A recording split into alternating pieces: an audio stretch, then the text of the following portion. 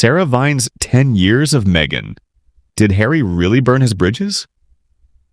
For almost 10 years, the story of Harry and Meghan has been filled with romance, royal drama, family tensions, public accusations, and some of the most explosive interviews the royal family has ever faced. And now, Sarah Vine has looked back at that entire chapter and offered a particularly brutal interpretation of what happened. Her argument is simple but controversial. Harry was already unhappy. He was already looking for a way out, and Meghan, according to Vine, became the opportunity he needed. But Vine doesn't stop there. She argues that Harry didn't simply leave the royal family. In her view, he tried to damage the institution on his way out. And then there is the question of King Charles. Could Harry still repair his relationship with his father? Or is there a limited window before the relationship becomes even harder to fix?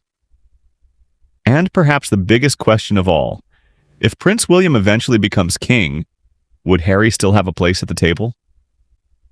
Before we get into all of that, though, we need to go back to where this story actually began. Because one of the biggest misconceptions about Harry and Meghan is that Harry was perfectly happy as a royal until Meghan came along and somehow convinced him to leave. The public record doesn't really support such a simple explanation. Harry had spent his entire life inside the royal family. He had grown up under enormous media attention. He had lost his mother, Diana, Princess of Wales, when he was only 12. He later served in the British Army and spent years carrying out royal duties. And even before Meghan became part of his life, Harry had spoken about the difficulties that came with being a member of the royal family. So when Vine describes Meghan as Harry's escape route, she's not necessarily saying that Meghan forced him to leave. Her argument is that Harry was already looking for an escape, and meeting Meghan gave that desire a direction. And honestly, there is a difference between those two ideas. Meghan could not legally or practically make Harry leave the monarchy. Harry was an adult. He made his own decisions. He chose the relationship. He chose the marriage. And ultimately, he chose the life that followed. But then something happened that changed the entire trajectory of the royal family. Harry and Meghan stepped away. In January 2020, the couple announced that they intended to step back as senior working members of the royal family and work towards becoming financially independent. It was an extraordinary announcement. They weren't simply moving house. They were stepping away from a system that had defined Harry's entire life. And the palace had to respond. Queen Elizabeth II subsequently confirmed that Harry and Meghan would no longer carry out royal duties in the same way. The arrangement meant they would stop using their HRH styles in practice, would no longer receive public funds for royal duties, and would repay expenditure connected with the refurbishment of Frogmore Cottage. Then, in February 2021, Buckingham Palace confirmed that they would not return as working members of the royal family. So, at that point, Harry had achieved something very significant. He had created distance between himself and the institution. He and Meghan were free to build their own life. They moved to North America and eventually established themselves in California. And you might think that would have been the end of the story. But it wasn't. In many ways, that was when the most controversial chapter began. Because Harry and Meghan didn't simply disappear from public life, they began telling their story. And this is where Sarah Vine's criticism becomes much stronger. Her argument is essentially that leaving the royal family was one thing. What Harry did afterwards was something else. And there is a factual basis for that observation. Harry and Meghan gave their interview to Oprah Winfrey in 2021. They released their Netflix documentary in 2022. Harry published his memoir, Spare, in 2023.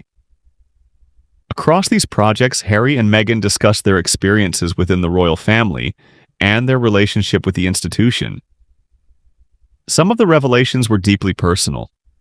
Some involved disagreements with family members. Some involved private conversations, and some became international headlines. The Oprah interview was particularly significant. Meghan spoke about her mental health and described feeling unsupported during her time as a working royal. She also discussed a conversation involving concerns about the possible skin color of her future child. Buckingham Palace responded by saying the issues raised were concerning and that recollections could differ. That response became one of the most famous statements of the entire saga. But there was another important development. Harry later clarified that neither Queen Elizabeth II nor Prince Philip had been the person involved in the conversation about Archie's skin color. Again, this illustrates why royal stories need context. A headline can make something sound very straightforward. The actual story is often much more complicated. Then came the Netflix documentary. Harry and Meghan were no longer relying on palace communications or newspaper reports to tell their story.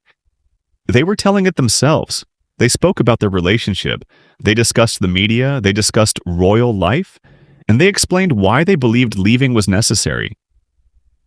For supporters of the Sussexes, this was important. They believed Harry and Meghan were finally taking control of their own narrative. But critics saw something very different. They argued that Harry and Meghan had left the institution, but continued to publicly criticize the family and the system they had walked away from. And this is where Vine's phrase about Harry trying to burn the place down comes into the discussion. That phrase is her characterization. It is not an established fact. But we can look at what happened and understand why she reached that conclusion.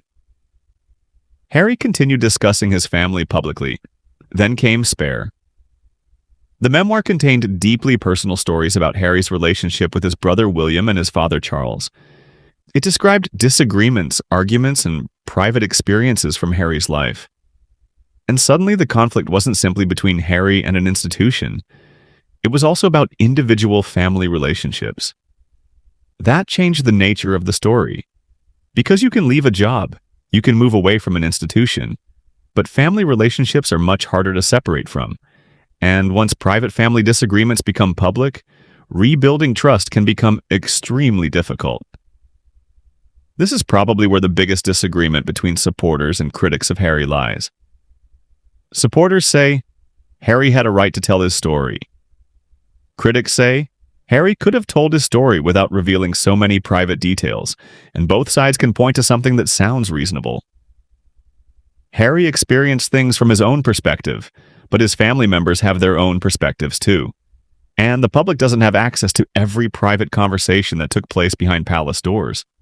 That's why I think one of the most important things to remember about Sarah Vine's article is this. Her interpretation should not be confused with proven fact. When she describes Harry as resentful, that is her assessment. When she describes Meghan in a particular way, that is her characterization. And when she argues that Meghan became Harry's escape route, that's an interpretation of the timeline. But there are also things we know. Harry chose to leave. Harry chose to speak publicly. Harry chose to participate in the Netflix documentary. Harry chose to publish Spare. So even if Meghan influenced Harry, she cannot reasonably be portrayed as the sole person responsible for every decision he made. Harry had agency. And that brings us to Meghan. Did Meghan change Harry? Obviously, his life changed dramatically after meeting her. But saying Meghan destroyed Harry is a much bigger claim. There is no objective measurement for that. What we can say is that Harry's public identity changed. Before Meghan, he was often portrayed as the popular, more relaxed, younger prince. After leaving royal duties, he became much more outspoken about his family and the institution. Some people believe Meghan encouraged that change. Others believe Harry was finally expressing views he had held for years. And perhaps the truth is somewhere in the middle. People influence their spouses. That's normal.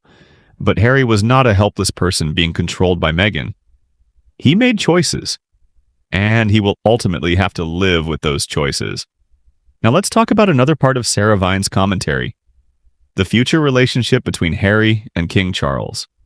Vine's warning is essentially that Harry should not assume that reconciliation will always be available on exactly the same terms. And there is some logic behind that. Charles is Harry's father. That relationship is deeply personal. But Charles is also the king. And the monarchy is an institution that will continue beyond any one individual. Eventually, Prince William is expected to become king. And that raises a fascinating question. What happens to Harry's relationship with the monarchy when William is on the throne?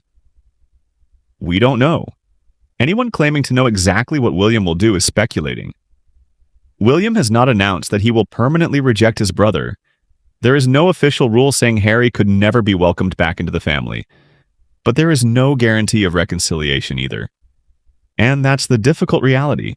Harry has publicly discussed his relationship with William,